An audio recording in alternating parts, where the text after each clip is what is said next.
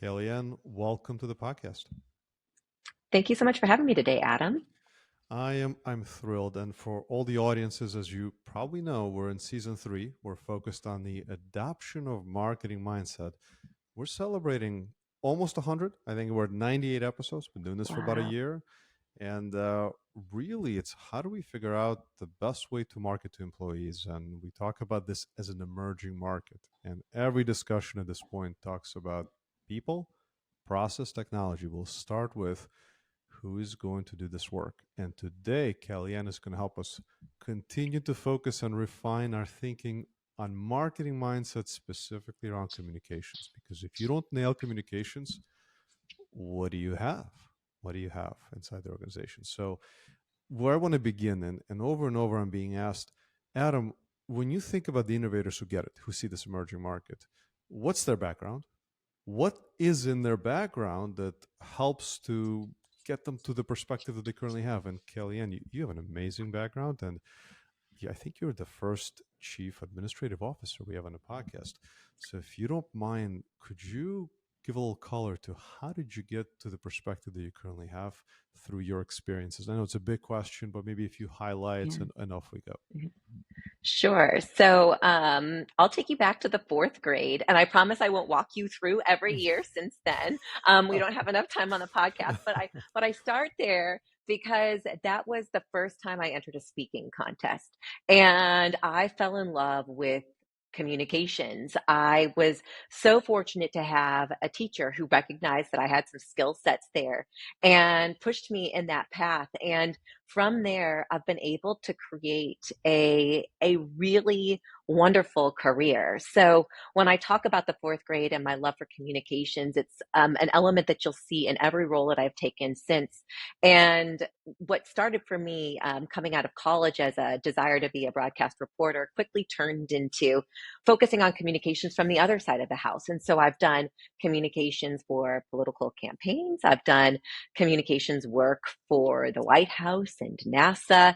Even NASA was incredibly interesting, and have carried that through to work for companies, sometimes focused on crisis communications, sometimes media relations, sometimes internal communications. But the commonality in all of that was communication. And that leads me to the role that I took at Mr. Cooper Group, the company I'm at Hmm. today. I joined the company about 7.5 years ago, leading their communications organization. And I joined the company because Mr. Cooper was going through a major transformation. They are today the largest non-bank mortgage servicer in the company or in the country. They serve about 4.5 million customers, and we have about 7,000 employees. And what they were trying to do was completely reinvent themselves and focus on what a renewed customer experience could look like that would inspire our current customer base to continue to choose us, have customers for life, so to speak. And they knew to do that they also had to change the culture, and that's where I came in. So I joined really focusing on internal communications, and uh, because of my love for communication and using that as a vehicle to transform culture, I was given the opportunity to lead the people organization. So I added HR to my group, and then from there have continued to add on different parts of the business. And so when we talk about taking a communications or marketing mindset and applying that to the employee experience, it's a topic really near and dear to my heart because I am a communications and marketer by trade that happens to also be somebody who focuses on employee experience. And so that's how I've gotten to where I am today and why I'm so passionate about this topic. You're listening. I mean, you can see what the trend has become over the last, I think, Mhm. 20 or 30 episodes. We see folks that are coming in from, you know, kind of focusing externally to bringing that mindset to focus internally on the employee experience. And with 4 million customers, and that's a, I mean, mortgage industry is not an easy, it's not for the Mhm. faint of hearts. No. There's a lot going on. There's rates. I back in the day before the Mhm. Great Recession, I was actually in the mortgage business, and Mm. I remember how stressful it was. And I can't wait to dive in. Kellyanne, when you were coming into this role, maybe why did you join? What did you Mhm. see as the focus for you to Yeah. in this position? Well, I saw transformation as being the primary goal of the role. And I love transformation projects. I love being able to walk into an organization and feel like I'm a part of creating something even better. And that was the first hook, but the second hook was the team. I had the opportunity to sit down with Jay Bray, our CEO, as a part of the interview process. And in Jay, I saw a leader who was really dedicated to making Mr. Cooper a better place to work and a better company for its customers. And that type of buy-in from the most senior executive at the company is a communicator's dream. And so I felt like with his passion and with the work ahead of us, there was a huge opportunity to make a big difference in a lot of people's lives. And it's certainly exceeded all of my expectations. Really bought in is an important piece because I think every leader at this point says the right things. That's right. The question is That's what right. happens next. Where are they putting That's in the focus? And they're more importantly, I'd say where they're right. putting in the budgets, the That's right. resources. When you really believe in evolving the employee Mhm, experience, you mhm. it's going to require resources. That's right. So let's talk about it, Kellyanne. I Mhm, mentioned this to you before. People, process, technology. If we think about adopting marketing mindset internally, it starts with who's going to own it. And oh my mhm, goodness, it's a raging debate. yeah, I have heard it all, I believe. mhm, And Kellyanne, what do you think? Which C level would take now? Who's involved is a different question, but mhm, who's mhm. responsible for this? Yeah. Well, I think that this is going to be like a bit of a cop out answer, and it's because it really depends on the organization and what your Hmm. structure looks like. But no matter who it is, it has to be a person with a seat at the table. And when I say a seat at the table, I don't just mean the title. I mean they have to have a position of influence with the senior most executive leaders. And I'd like to think that the way that we've structured it is the best way because it's really worked for us, and that's somebody like myself who has a communications background understands what it means to really lean into communications as a critical component of culture, but also has the employee experience as a part of my team. So I have the brand team, the communications team, the HR team, DEI, employee events, all within my leadership structure, which allows for a ton of collaboration and consistency in messaging. What we're saying to our customers, that tone of voice, the way that we talk about our vision is the same as the way we're talking about it with our team members.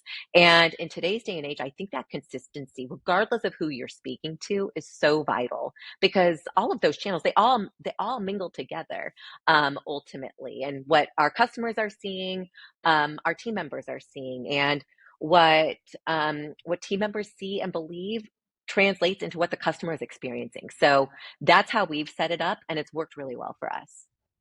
There's so much in what you just said there. Let's just kind of take a pause.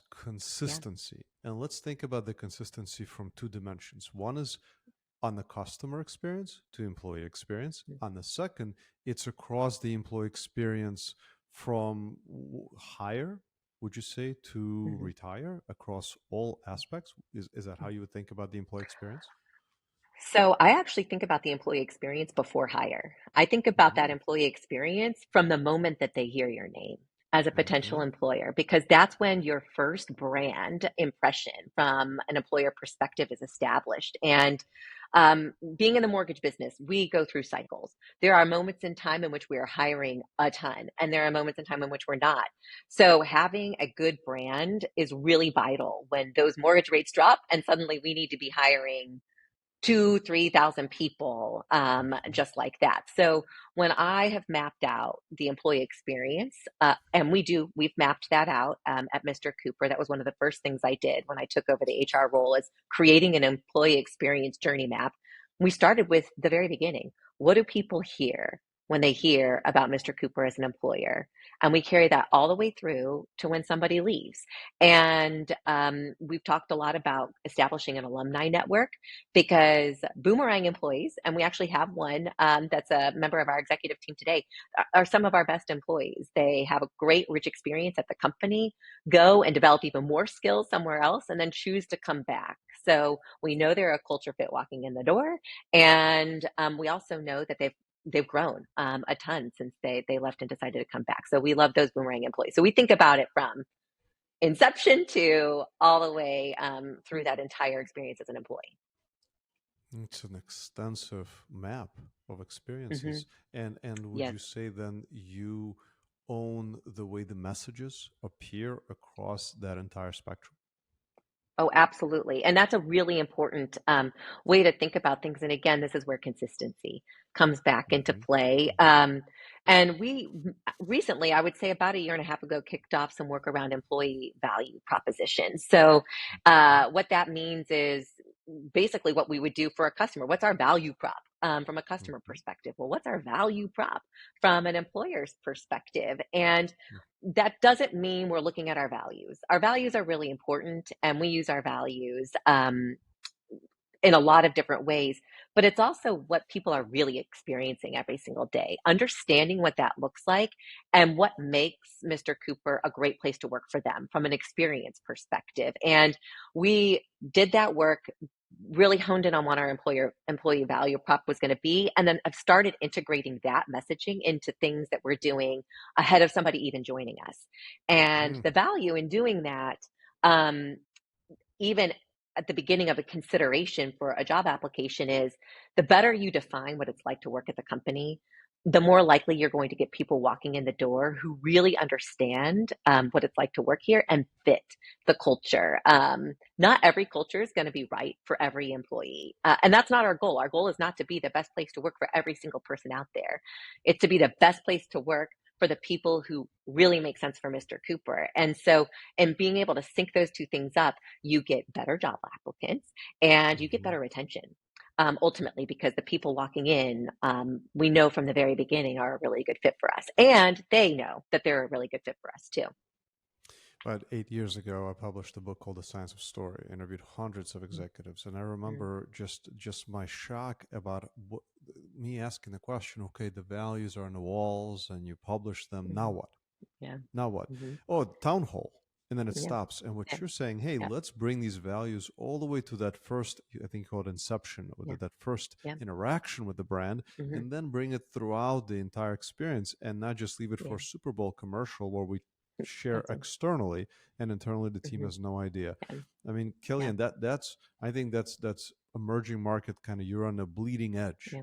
of what Yeah. I think the future brings. So let's go further. So you are leading the team, and you have different teams. You mentioned employer brand. Mm-hmm. You mentioned a number of them. How do you see this concept of applying marketing across these various elements of the employee experience? Do you see that as Right. here's a team of creative folks and storytellers and analytics and technology, or does it sit in every department that heads up a certain area of employee experience? How do you conceptualize the architecture of that? Yeah, that's a great question. And just going back to your your comment on values, I have some pretty funny stories about values gone wrong at companies. And so I've learned that lesson the hard way about how important it is to make sure that they're not just words on the wall. But to answer your Actually, question, whenever yeah. you got the funny story, bring it. Always in Okay. for a So, couple of all funny right. stories. So at Mr. Cooper, we have three very simple values. You champions for our customer, cheerleaders for our team, challengers of convention. Three values. Mhm. And I would put money on the fact that you could go to any team member at our organization and they would know what those three values are, because everything from the way we communicate to the way people are performance managed has our values as a component of that. But at the company that I was at before now, I was with my CEO, and he was doing an interview with the New York Times, and he was talking very proudly about the values, the work that we had put in to create these values. There were seven of them, and the reporter says, "Well, okay, so what are your values?" And the CEO couldn't repeat them. We had to tell him what the values Ooh, were. The CEO ouch. couldn't repeat them, which goes to show that if you don't make them a part of your every single day working life, they're not going to resonate. And if the CEO can't remember them, I guarantee you that the average team member is not going to either. So ever since that moment in time, I'm like, we're keeping this simple. Three values. It's the same key messages. Three key messages. People remember three things, and you have to repeat it over and over and over again. So, um, Nailed my it. big tip for people when you're talking about values is keep it simple, keep it memorable, and make it really come to life every single day. And then you've got values that actually make sense. But to answer your question more specifically about employee experience, like who really owns that, because of the way that my team is structured, I'd say that we all own that. And when I am thinking about my overall organization, which even includes the facilities team, we have big goals for the year. And this year, one of our goals is actually storytelling. And I want all of my teams, whether you're in facilities or you're in procurement or you're in HRIS or communications or brand, to be thinking about the story that we're telling with the benefits that we're providing our team members, the way that we're communicating things, and how can we make those stories come to life in a way that makes an impact on our team members. So when I think about employee experience, I look to my entire organization to be a pretty important part of creating a company that people can trust. That's our own team's like personal mission. And so, um, because I have leadership over all of those groups, I'm able to do that. But I also think it's important for groups, especially within HR and communications, to really understand the impact that they can have. And I'll tell a little story. I was in a meeting just yesterday with the woman that heads up our total rewards group, which is our benefits, compensation. Um, she also does payroll. And so she's got a really large team under her. And she's been working really hard on providing a new benefit for our team members. And when I say working really hard, she's been working at it for like 5 years. She pitches Mm, it every year. We don't get it across the finish line. And then she finds a different way to tell that story and comes back to the table. And this year, she's going to see that come to fruition. And she was so happy because it's going to be a big deal to our team members. And I think that that's a good example of the way that storytelling can help to influence outcomes, but also how every person in the organization gets to own a piece of the employee experience. And my comment to her was that she had just made 7,000 people's lives better mm, by mm. being persistent, sticking to it, and continuing to challenge herself to find a new way to get us to where we needed to be. So I love that we share in that because we also get to share in the benefit, like the reward of seeing what it means to create a really awesome employee experience. And in broad strokes, is this a new benefit that's being rolled out? Is this a new program that's being structured? I would say it's a new New benefit, benefit. but I won't. Got I'm it. going to tease it. But there's several really good examples of that we've worked on over time.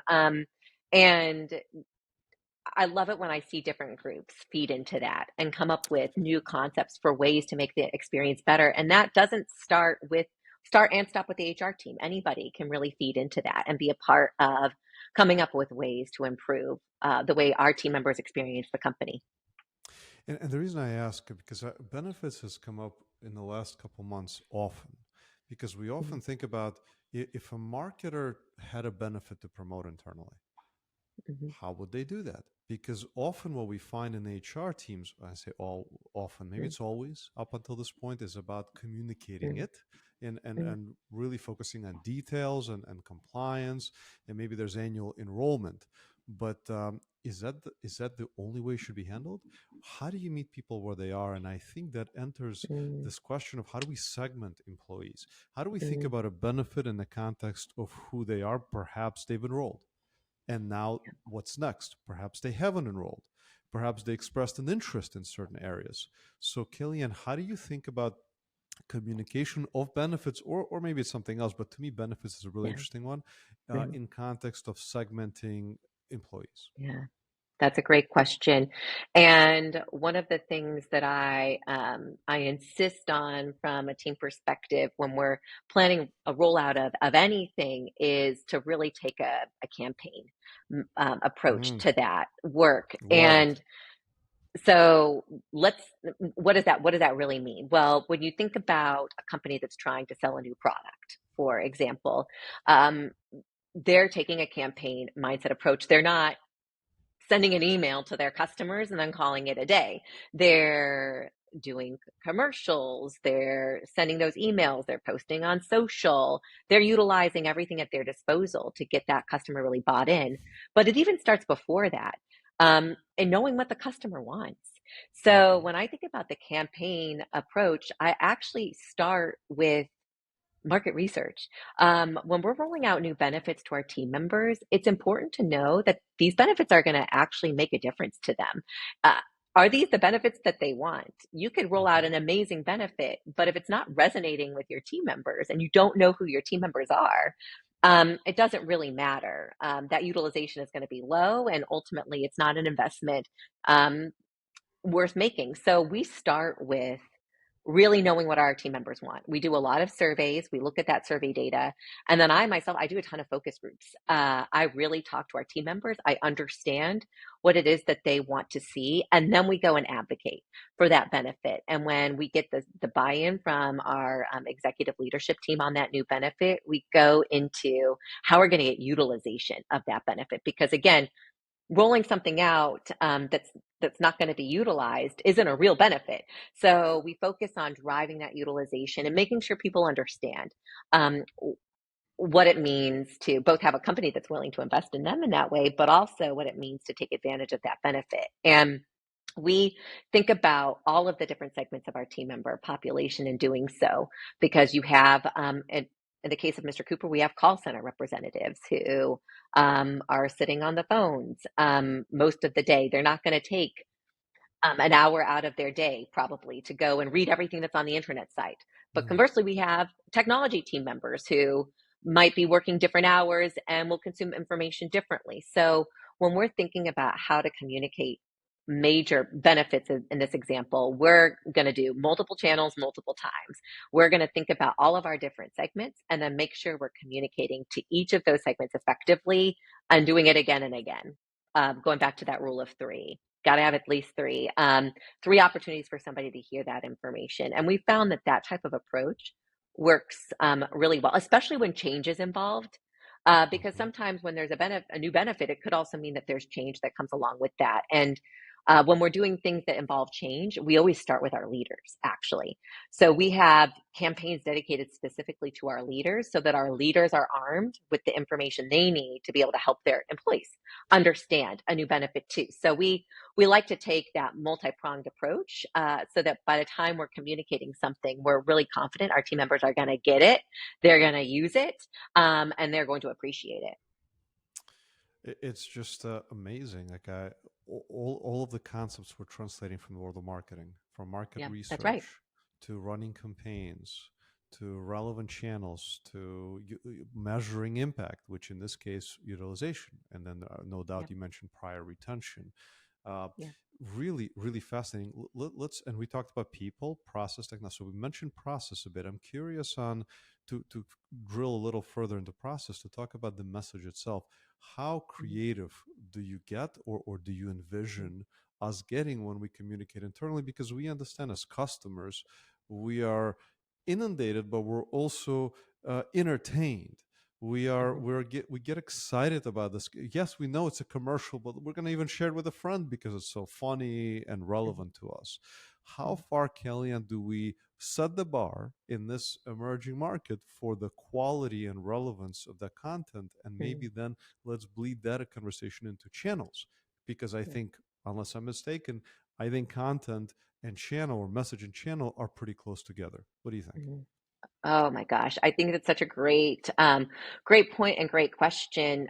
And I like to tell people when they're thinking about communicating to employees to think about how people are receiving information outside of work, because that's how you should be thinking about communicating. And that has rapidly evolved, right? Like now Mhm. it's you've Hmm. got to be able to get your message across in less than 60 seconds in video or in less than Totally. 2 paragraphs, or people are checking out. And so we have taken a lot of similar practices that you would see out there, and applied that to the way that we communicate internally. And yeah, we have to make it fun. So that was another challenge to the team this year, is how do we make communicating things fun again? Hmm. And there's certain things that have to be communicated, and emails and internet posts and all of the standard ways that you would think about internal communications apply. But what's the hook? How can you get somebody hooked in?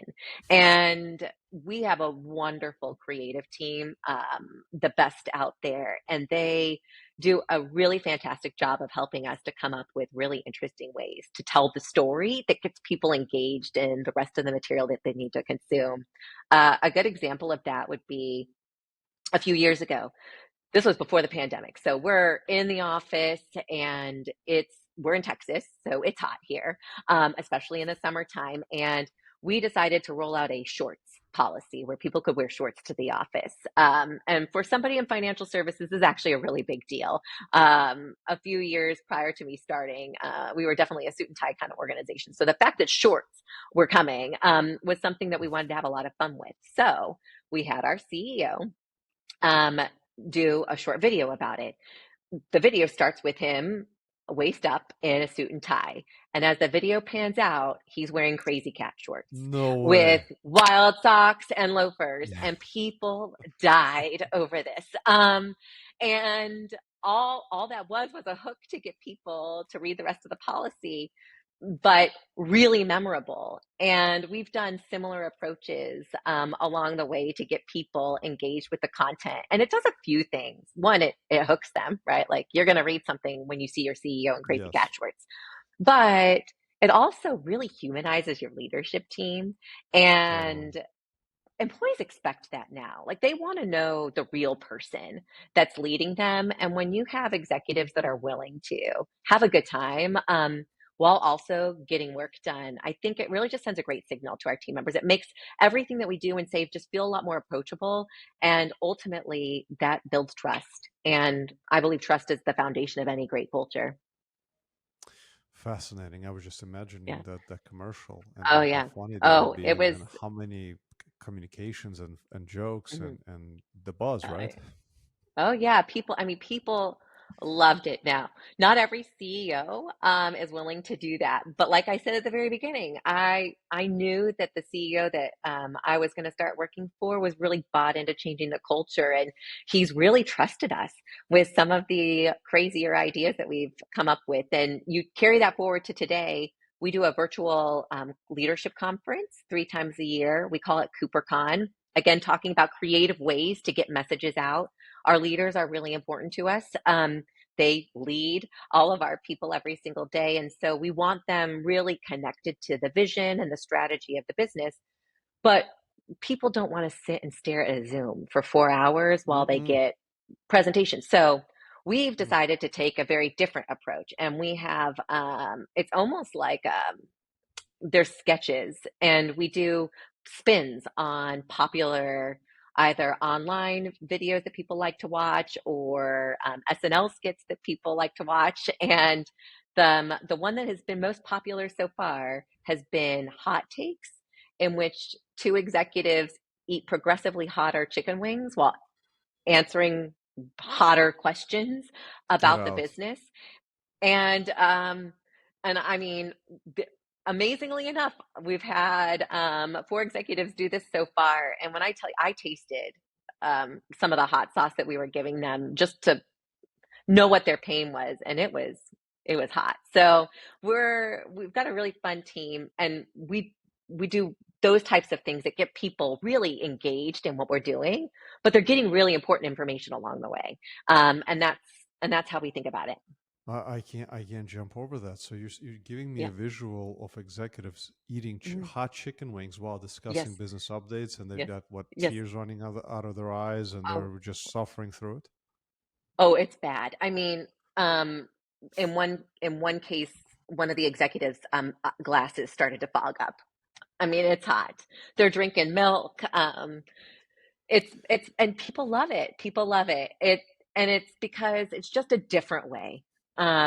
You've got to keep things fresh and you've got to keep them relevant. And so people now it's become a who's next? Who's going to do hot takes next? And we've put out polls, and we're letting our team members and leaders kind of lead the way in that I regard. have But it's super fun.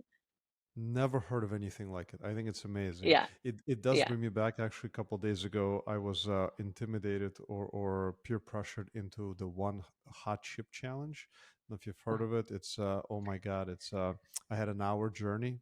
You know what? That's for another day. But yeah, yes, I can't even imagine what you're yeah. describing there. Well, listen, Oh, before we get on that tangent, yeah, I want to yeah. keep rocking with channels and thinking Mm-hmm, about technology. So here's where my marketing. I'm a founder of a digital marketing agency. I think like a marketer. It's like hmm I think about data. What data do we have to make things relevant? I'm not talking about hmm collecting more data. I'm talking about to our point of segmenting. How much data do we have? Well, arguably, we know more about this audience than any other audience. Perhaps we know the hmm most of any audience in history to make things relevant. That's And right. then on the other side, I think about hook, short messages, bite size, where would they appear? And I often ask from a customer's perspective, where would wherever their eyeballs are currently, Facebook, hmm Twitter, Instagram, LinkedIn, Google, hmm find them where they are. Kellyanne, how do you think hmm about whether it's current or utopian state on both of those? How much do we understand about them to meet them where they are? And then where do we deliver these engaging pieces of content? Yeah, it's a great question. And I think that for our employees, we do know so much about them. I mean, we know more about them than we're going to ever know about our customers because they're our employees. And it's really important to understand where they're at. And there's a lot of different ways that you can do that, even outside of the traditional surveys, which we do utilize. But and this isn't really utopia. This is what I think a lot of companies should be doing. You have to have the resources for it. And that's you should know your click-through rates. You should know your open Mm, rates. You should know what that looks like. And we do know that. My head of communications is really good at process and technology, and she could tell you what types of emails are performing better, which executive updates get more open rates, what type of content is clicking through, are these videos working, are these videos not working, and all of that really helps to inform how we want to communicate moving forward. So we do look at that. But if you want to take it a step further and think about even channels outside of our four walls, um, social media has an impact. In fact, I find that some of my social media posts, especially on LinkedIn, reach more of our team members than some of my posts on our internal social channel. And I think that that's because people are used to consuming information that way. And so we do focus a lot of our time and attention actually on our culture content from a social media perspective, because we do find that it's a good way for our employees to stay engaged with that content.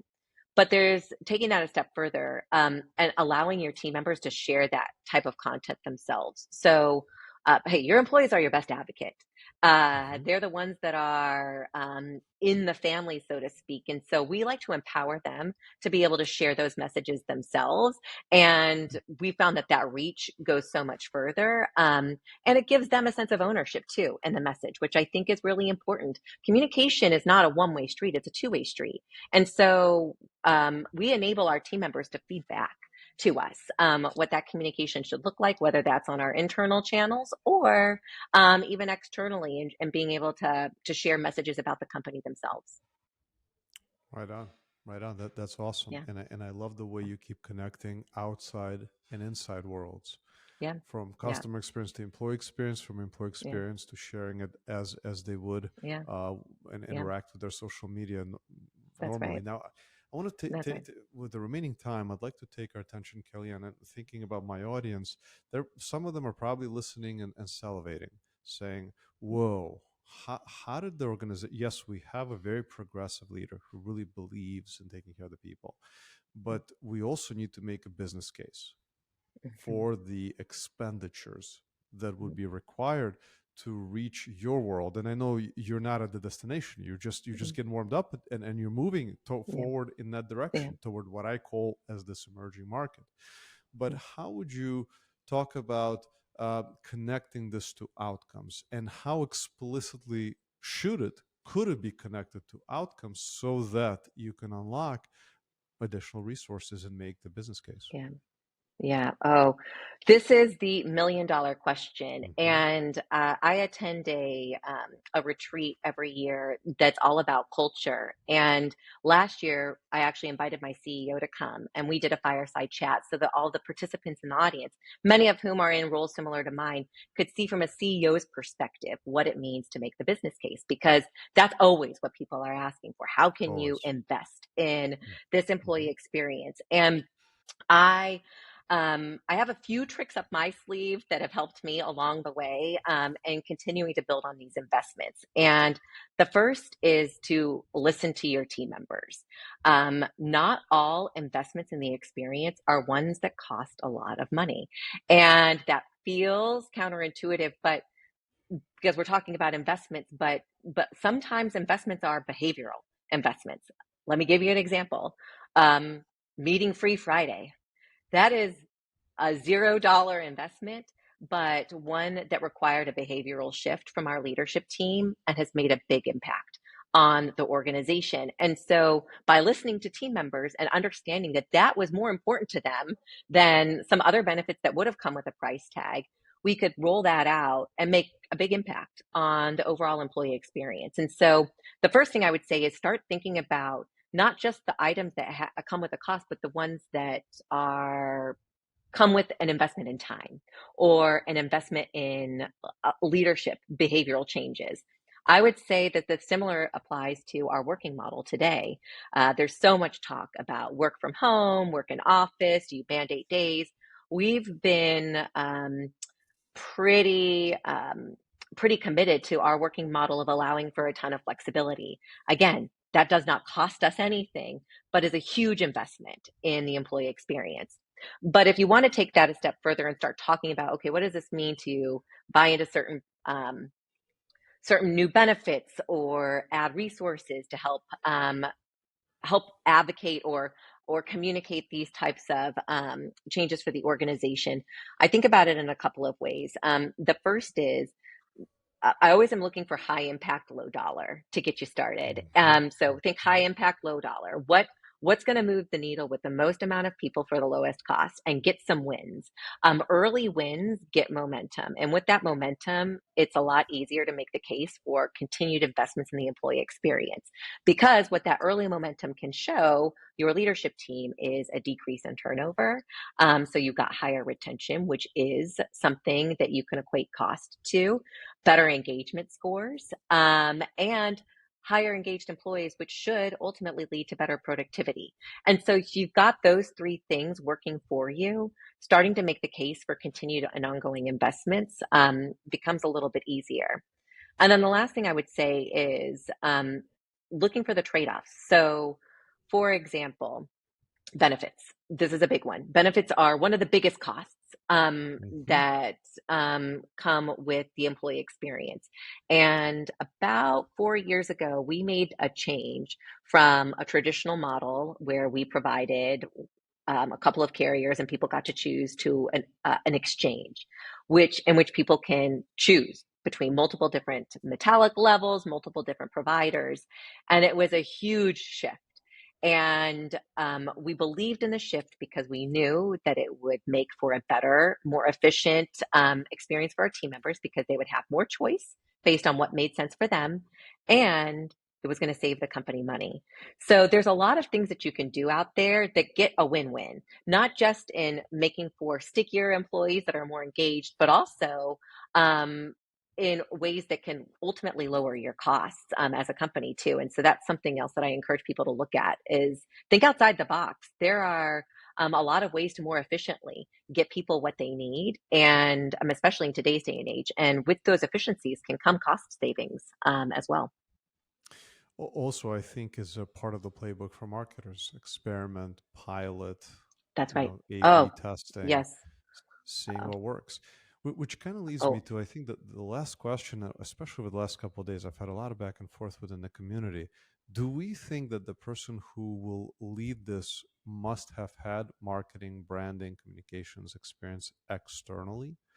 Or is it, or do they, can they hire that in their team, or work with their external marketing departments? Perhaps they can learn themselves. So there's a lot of possibilities, but you mm, see where I'm headed. I'm really yeah, curious. Do you yeah. think that this is a must as a new skill set on top of all the other skill sets in the world of people operations that needs to be Mm. a part of the equation?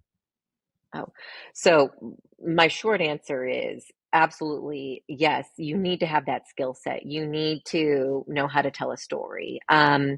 And I think that you can do that in a few different ways. But I do find that bringing somebody, whether you're hiring from the outside or tapping into your current resources today, somebody who knows how to really take that marketing approach to the work is going to be somebody who really gets how to push the envelope in terms of the way that we communicate. And so my team today is a really interesting mix of people who are and have been doing HR for their entire career. And just a shout out to HR professionals. HR is a very technical, complex line of work, and it's so incredibly vital to organizations. And so you have to have HR practitioners who really know their stuff.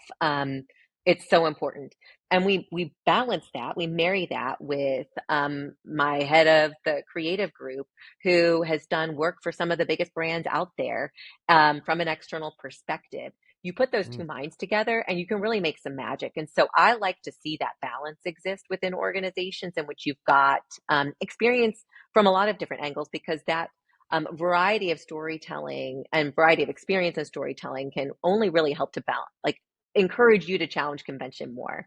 And that's always what I'm looking for. Like, who can come up with an interesting way? How can we do this differently? How can we experiment? You brought up A/B testing. I love pilots. I am the queen of pilots. I'm always saying, "We'll just pilot this," and before you know it, the pilot has become a way of working. So I think that having that mix is important. There's not one solution; it's really all of the above. you said high impact, low dollars. Get the Yes, early high impact. wins. And Yep. I'm looking at time. I think I could do this with you for Yeah. hours, and Yeah. you'd be an amazing case study to dive in Mm, deeper. I yeah. do Come. know I can't stop thinking about executives sharing stories over hot wings as Yes. they're Yes. crying. That visual is Yeah. so impressive. But Yeah. Kellyanne, thank you Yeah. very, very much for coming on, for sharing your brilliance. For all everyone who's listening in, drop a comment whether you're seeing it on LinkedIn or inside our community. If you want to know more about what Kellyanne has done and her organization, they truly are leading the way in this emerging market to adapt marketing mindset to the employee experience. If it's your first time listening, do subscribe and let me know what topics you'd be interested in. But Yeah. Kellyanne, thank you very much for taking the time. I really enjoyed this. Oh, thank you so much. I love having conversations with people that share my passion for this. So, loved the opportunity. To be continued. Have a wonderful day. Thank Over and you. out. Bye, Kellyanne. Bye.